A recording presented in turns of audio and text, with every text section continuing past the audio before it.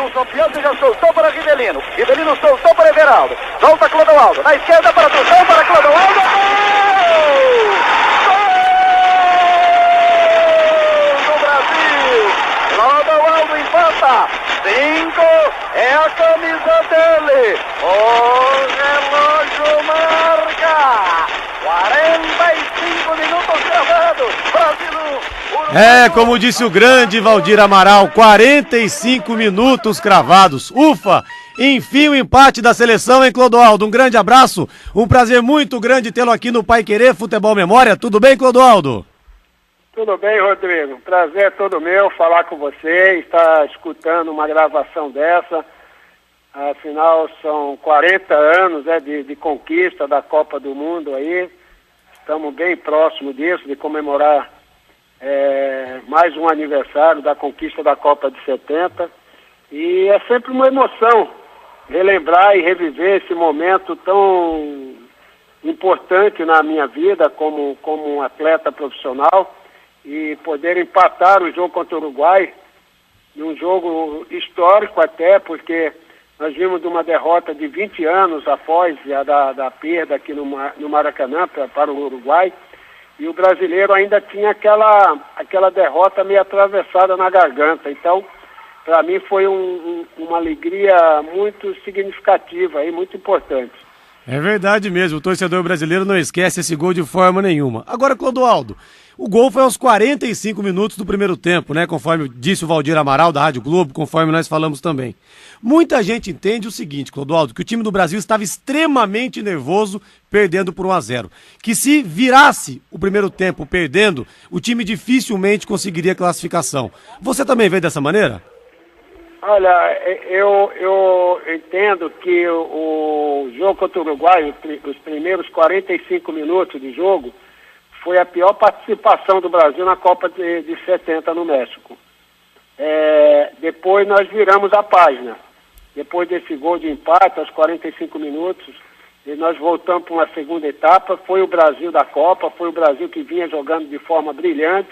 O segundo tempo do Brasil realmente foi espetacular. Então o Brasil virou o marcador, fizemos 3-1, tivemos aquelas jogadas maravilhosas do rei do futebol, Pelé, e poderíamos ter até ampliado. Mas foi um segundo tempo maravilhoso. Mas o primeiro tempo você tem razão. Acho que foi uma atuação onde o Brasil se preocupou demais com o sistema de marcação. Nós fizemos uma troca ali de posicionamento entre eu e o Gerson. O Gerson estava tendo a marcação para evitar os lançamentos, que o Gerson colocava o Jair na cara do gol, colocava o Pelé, enfim. Nós tínhamos uma jogada ensaiada que o Uruguai estava fazendo uma marcação e anulando essa marcação sobre o Gerson. E nos últimos 15 minutos do primeiro tempo, nós fizemos uma inversão de posicionamento. Eu comecei a sair um pouco mais para o jogo e o Gerson passou a atuar quase como o primeiro volante. Então foi daí que eu comecei a sair e tive a felicidade aí no finalzinho do jogo poder ter empatado o jogo para o Brasil. Essa história é interessante, vocês terem trocado de posição e você ter ido à frente e ter feito o gol. Eu ouvi falar o seguinte, Clodoaldo, que no vestiário o Zagallo chegou e falou: pô, Clodoaldo, quem mandou você ir pra frente? E o Gerson levantou a mão e falou assim: fui eu. Isso aconteceu de verdade?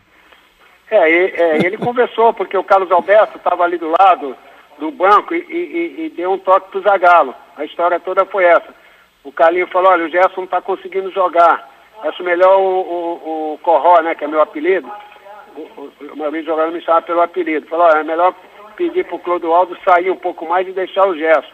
O Zagallo só fez assim com o dedão, ok, e o Gerson veio, me chamou, falou: olha, vamos mudar um pouco aqui a história do jogo. Sai mais pro jogo que eu não estou conseguindo sair. Então foi isso que aconteceu. Logicamente que o Carlos Alberto deu um toque ali no Zagallo, o Zagallo deu positivo e o Gerson então me comunicou fazendo essa alteração que foi o posicionamento. Segundo tempo eu já voltei para a minha posição e o Gerson passou a jogar mais na dele mesmo. Tá? Tanto é que o Gerson conseguiu depois fazer alguns lançamentos maravilhosos, participou mais do jogo. Então essa é a história do jogo Brasil e Uruguai. Ah, tá. Eu tinha ouvido uma história diferente, que o Zagallo não tinha sido avisado. Então o Zagallo sabia, assim, ele que autorizou então a troca. Então a história que eu vi é um pouquinho diferente. Agora, Clodoaldo, você perdeu 5 quilos contra a Inglaterra mesmo? É verdade, isso está registrado aí no livro da CBF, porque todo jogo tinha súmula e as anotações, quando a gente entrava em campo, o peso, né, e após o jogo. No jogo contra a Inglaterra, eu cheguei a perder aproximadamente 5 quilos nesse jogo. Foi um jogo que eu me desgastei muito, tanto é que depois eu passei algumas horas só tomando muito líquido. Eu lembro que eu fui para a beira da piscina após a vitória contra a Inglaterra e só conseguia comer assim, tipo, frutas, melancia, comi bastante melancia que os médicos mandaram para recompor. E foi muito difícil para mim, inclusive, para poder ter uma alimentação normal. Acho que somente no dia seguinte eu consegui ter uma alimentação, vamos dizer, normal, assim, como todos os atletas. Mas as primeiras quase 24 horas eu tive algumas dificuldades até para me alimentar. Mas como valeu a pena, né? Ô, Clodoaldo, eu conversei com o cara. Eu fui buscar tanto fôlego naquele jogo, porque a Inglaterra, por incrível que pareça, tinha um condicionamento físico muito grande. Eu lembro que após o jogo eu dei no finalzinho já, não lembro, uns 40 e poucos minutos, eu recebi uma bola pelo setor esquerdo e para ganhar tempo eu dei um pique ali pela esquerda, levando a bola até quase a linha de fundo do campo da Inglaterra para que o Brasil pudesse estar ganhando tempo. E eu não sei realmente onde eu fui buscar tanto gás, mas acho que valeu a pena sim, como você disse. Com toda certeza. Eu conversei já com o Carlos Alberto Torres no meu programa também, e nós falávamos do 4º gol do Brasil na final contra a Itália, naquele 21 de junho de 70. Uma jogada coletiva maravilhosa, talvez a mais bonita da história das Copas. E começou com você, né, Clodoaldo, entortando uns 3 italianos lá na intermediária, né? É verdade, Rodrigo. Ali o que aconteceu é que a seleção da Itália, perdendo o jogo por 3-1, eles saíram para fazer uma marcação dentro do nosso campo. Então, quando eu recebi a bola ali no setor esquerdo do nosso campo, eu me vi cercado de 3, 4 italianos. Então, eu não tinha como... não teria outra alternativa senão tentar me livrar daquele pelotão que veio ali para tentar tirar a bola. E eu consegui me livrar, dei umas 2 pedaladas, fiz um jogo de corpo, me livrando do terceiro, depois pedalei de novo em cima do 4º, e na sequência depois passei a bola para o Rivelino para o Gerson para o Jairzinho, o Jairzinho deu para dentro da área para o Pelé, e o Pelé rolou para o Carlos Alberto fazer o 4º gol e nos dar a consagração do título contra a Itália. Realmente foi uma jogada sensacional, que hoje consta como um dos gols mais bonitos da história de todas as Copas. É verdade mesmo. Agora, Clodoaldo, a gente falou, né, de Neymar, de Paulo Henrique Ganso, o Santos apostando na base, fazendo uma campanha maravilhosa. Pouca gente fala, mas o Santos esse ano pode igualar um feito que não acontece há muito tempo, desde 68 que o Santos não ganha 2 títulos no mesmo ano. Naquele ano venceu o torneio Roberto Gomes Pedrosa, que era o campeonato brasileiro da época, e também o Campeonato Paulista. Momento maravilhoso mesmo, você que tá vendo de perto essa molecada do Santos, o segredo é esse, apostar na base mesmo, né, Clodoaldo? Essa é a questão do futebol brasileiro, é uma questão que eu coloco sempre em pauta, onde eu tenho a oportunidade de colocar, que a renovação, ela se vê necessária em todo segmento do esporte, né? É importante essa renovação. Eu acho que você prestigiar os jogadores com mais experiência, isso é sempre positivo, mas isso deve ser feito de uma maneira bem pequena dentro de um time de futebol. Eu acho que a renovação, ela tem que ter no mínimo 70% da renovação dentro do seu quadro profissional e 30% apenas de jogadores já com experiência dentro do futebol. Mas essa renovação, eu entendo, Rodrigo, que seja a grande solução do futebol do Brasil, e quem sabe dentro do mundo, né? Porque onde se gasta muito dinheiro dentro da Europa, a gente sabe que os investimentos são altíssimos, e eu não sei de que forma o futebol começará a ter as dificuldades para que essas contratações milionárias elas possam dar continuidade. Mas, de qualquer forma, acho que nós brasileiros aqui, que atuamos dentro do futebol, devemos seguir na mão favorável a essa renovação. Dar oportunidade para o jovem valor, que será o futuro craque do amanhã. E, com certeza, os clubes estarão ganhando muito com isso, deixando de gastar fortunas dentro do futebol, com salário altíssimo aí com os jogadores já consagrados, para dar oportunidade aos jogadores da base. Essa é a filosofia, e essa é a filosofia que já vem acontecendo há muitos anos aqui dentro do Santos, e toda vez que foi feito isso, desde a minha época, lá em 1967, quando eu tive a oportunidade de jogar ao lado de Edu, de Negreiros, de Douglas, de tantos jogadores que foram revelados, que já tinha como titular Carlos Alberto, Pelé, depois veio o Toninho, o Rildo, enfim, um time já com uma base, uma estrutura de um time experiente, e que nós, jovens, fomos somar com esses atletas, para depois a gente também conseguir a nossa consagração lá na frente, que esses atletas também nos ajudaram muito. Então, eu acho muito importante que os clubes hoje de futebol possam pensar em dar mais oportunidade, ter como obrigação dentro do seu quadro de base, a obrigação de revelar a cada ano, no mínimo 4, 5 jogadores. Essa deve ser a meta de cada clube dentro do Brasil. Eu acho que com isso os clubes vão sair dessa situação difícil financeira que se encontra, para poder sobreviver a um futebol tão inflacionado como nós vivemos hoje no país. E falando em renovação, já ouvi falar que o seu neto, Vitor, que tem acho que 11 ou 12 anos de idade, já também fez 13, viu, Rodrigo? Fez 13 já? Rapaz, o tempo passa. Ouvi falar que ele joga de volante, joga muita bola, é verdade isso, Clodoaldo?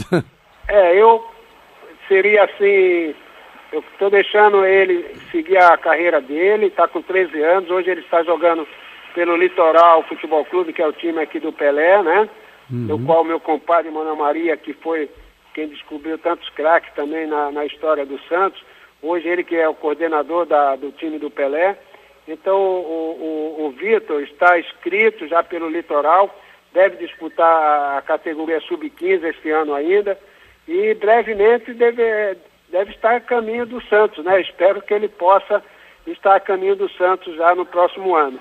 Mas eu estou deixando que ele percorra seu caminho sozinho, sem eu querer forçar qualquer tipo de situação. Eu deixo que as pessoas que olham quando o Vitor joga, que sabem que ele é meu neto. Já tivemos uma sondagem aí que eu fiquei sabendo de levar ele para o São Paulo, aqui um desses olheiros que rodam aqui a cidade de Santos. Não sabia que ele era meu neto. Depois, quando foram conversar com ele falou, não, ele me chama de pai. Ele falou, não, eu sou filho do Clodoaldo, sou avô, pai, né, eu que crio. Então ele está num bom caminho. Eu espero que ele possa realmente conseguir os seus objetivos aí, que é o sonho dele, é realmente jogar e vestir a camisa do Santos. Tomara mesmo. Todo mundo espera mesmo que ele possa vir a ser um grande jogador. Agora, Clodoaldo, pra gente finalizar, tem uma história boa, né? Você falou que você passou por esse processo de renovação, jogou com alguns jogadores do Santos mais rodados, campeão paulista em 67, pelo Santos contra o São Paulo, depois você em 78 campeão, fazendo parte de um time dos meninos da Vila, você já com 29 anos, capitaneando garotos como Pita, como Juari. Agora tem uma história boa, porque você chegou a jogar junto com o Zito. Parece que você jogava com a 8 e ele com a 5. E teve um jogo que o treinador, acho que foi o Antoninho, entregou pro Zito a camisa 5. Deu oportunidade no time principal. Isso. E ele atravessou o vestiário e entregou pra você, falou, não, a camisa 5 a partir de hoje é do menino. É mais ou menos assim essa história, Clodoaldo? É mais ou menos assim, porque naquela época você, independente de ser campeão do mundo, ou seja, jogador consagrado, ninguém se atrevia a pegar a camisa. As camisas ficavam expostas dentro do vestiário, com os números assim para cima, e cada um sabia a sua, né? Uhum. Mas você só podia pegar depois que o treinador autorizasse. Tá certo? Então, sim. Ele chamava o time, o seu Toninho, chamava o goleiro, Cláudio, a 1, aí ele ia lá pegar a camisa, 2, tal, né? E quando chegou na número 5, ele chamou o Zito. Aí o Zito pegou a camisa e pediu licença ao Antoninho e falou, o senhor me permite, hoje eu queria passar a camisa número 5 ao Clodoaldo e eu poderia jogar com a número 8. Então foi mais ou menos essa história. O Zito pediu para que o Antoninho autorizasse ele a trocar de camisa. E a partir daquele jogo, então, o Zito passou a usar a número 5. E o Zito, que é herdando assim a camisa 5 do Santos, que depois, 2 anos e meio, 3 anos depois, eu fui substituído também na seleção brasileira. E o Zito, que é um sujeito maravilhoso, tive a oportunidade... É uma pessoa muito bacana, um ser humano de uma integridade ímpar e um cara bom, um caráter, que nem se pode falar, porque só tem elogios a fazer e do qual eu procurei me espelhar muito como ser humano, né, na história dele, para que eu pudesse, após o futebol também, seguir a minha vida aqui pós-futebol.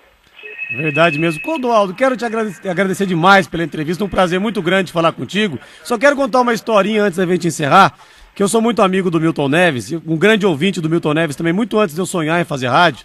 Me lembro que na semifinal do Campeonato Paulista de 2000, o Milton Neves pela Jovem Pan ainda, e você era supervisor do Santos, se eu não me engano. O Santos tinha vencido de virado o Palmeiras por 3-2, saiu perdendo por 2-0. E você começou a falar com o Milton, começou a chorar, dizendo que o Santos poderia ser campeão depois de tantos anos. E o Milton também chorando. Ficaram vocês dois chorando na linha e o Milton fala que ninguém é mais santista que você, né, Clodoaldo?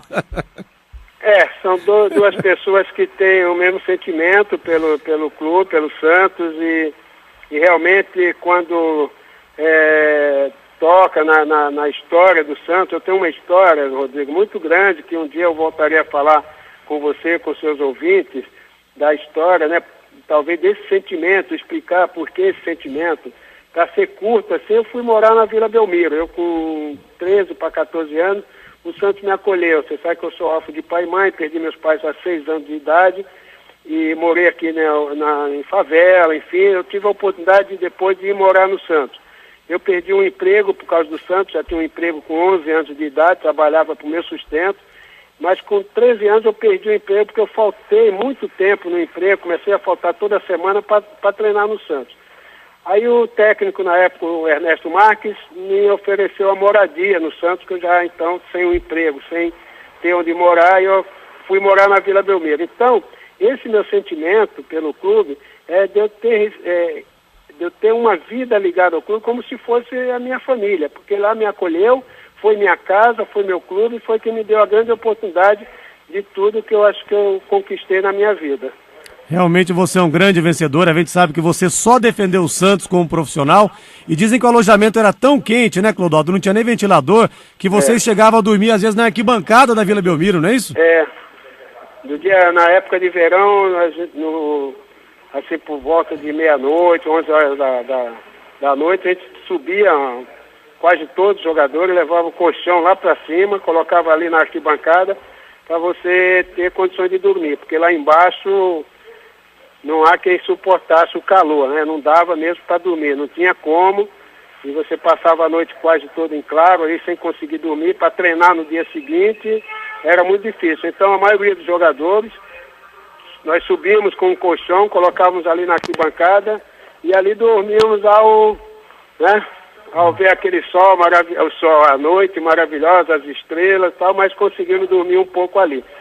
Hoje não, hoje os atletas, graças a Deus, o Santos tem uma estrutura, uma das melhores do Brasil, tem um verdadeiro centro de treinamento aqui que oferece um hotel 5 estrelas aos atletas.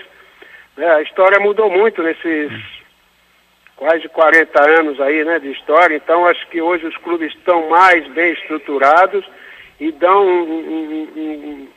acho que um conforto, né, como o atleta merece, né, e a altura também do prestígio dos clubes do futebol brasileiro. Por isso que os clubes estão se reestruturando dentro do futebol para oferecer cada dia uma condição melhor aos seus atletas. E eu tenho certeza, Clodoaldo, que você, como falamos, tem um neto que está jogando futebol. Quando você senta com ele, conversa e conta essa história, tenho certeza que você para e pensa, né, e diz para ele como valeu a pena, né, Clodoaldo? Cada gota de suor derramada, cada noite dormida na arquibancada da Vila Belmiro, tudo que você passou, como valeu a pena? Você é campeão do mundo, é um dos maiores jogadores da história do futebol mundial, Clodoaldo. É verdade, Rodrigo. Acho que valeu muito a pena, porque é uma lição de vida. sabe, é uma coisa que eu me orgulho de contar, da minha luta dentro dos meus 7, 8 anos de idade, já tinha que poder trabalhar para comer, às vezes, um pão com água, ou um bolachão, o que fosse, do meu sustento. Então, é uma alegria, assim, um orgulho muito grande eu saber que com 11 anos de idade eu tive que ir ao juizado menor, pedir uma autorização que ele me permitisse trabalhar, para que eu pudesse ter um salário e pagar um quarto lá no morro onde eu morava e também ter condição de sobrevivência. Então, eu acho que é um pedacinho só da minha história aí, que eu acho que contando isso para as pessoas, para meus amigos, meus familiares, principalmente hoje para os meus filhos e para o meu neto, eu acho que eu posso dizer para eles que tudo isso valeu a pena. E como vale a pena você lutar pelos teus objetivos, viu? Com toda certeza. Clodoaldo, muito obrigado mesmo, um prazer imenso tê-lo aqui no programa Pai Querer Futebol Memória, no quadro Gol do Ouvinte. Muita gente pedindo para que eu te entrevistasse, um prazer. Muito obrigado, um grande abraço. Fique com Deus, viu, Clodoaldo? Você também aí, um abraço. Obrigado, um grande Clodoaldo. abraço a você e a todos aí, viu, Rodrigo?